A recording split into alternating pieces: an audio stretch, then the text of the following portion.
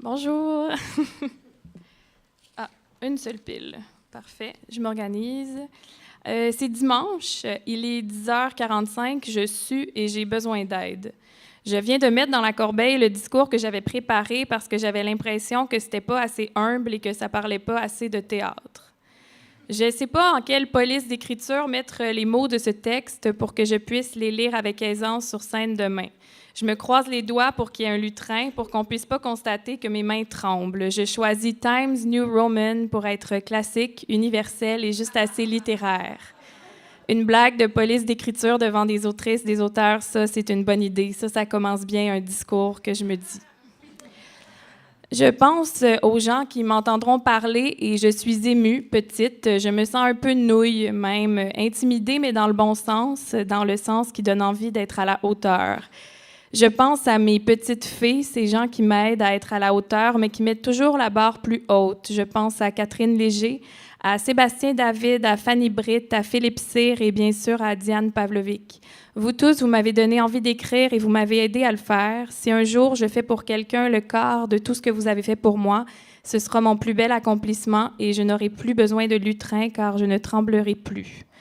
Je pense à ces personnes et j'ai un petit regain de force dans l'écriture de mon discours. Je me dis que peut-être, bien sûr, j'ai des choses à dire. Je constate le paradoxe entre mon besoin de dire des choses et mon incapacité à le faire le moment venu, lorsqu'il y a un micro devant moi et des gens qui m'écoutent et je me dis, c'est pour ça le théâtre, c'est parce que le micro, on le tient à plusieurs et c'est les spectateurs qui parlent dedans.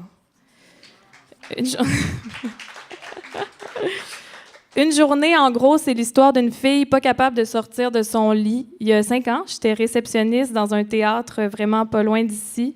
J'écrivais en cachette et j'étais pas capable de sortir de mon lit. Il y a 2 ans, j'étais à l'École nationale de théâtre en écriture. J'étais contente d'être là et pourtant encore pas capable de sortir de mon lit. Au printemps dernier, j'ai appris que je gagnais ce prix que j'osais même pas souhaiter à 11h11 tellement je pensais que ça se pouvait pas. Et même après cette grande nouvelle qui a généré beaucoup de fierté et de joie, je ne suis pas encore capable de sortir de mon lit.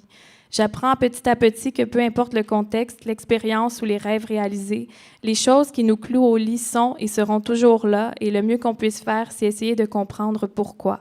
C'est dans ce pourquoi-là qu'il y a un propos et étrangement, dans cette inertie existentielle déprimée, se trouve énormément d'action, de vie, d'humour et d'histoire à raconter.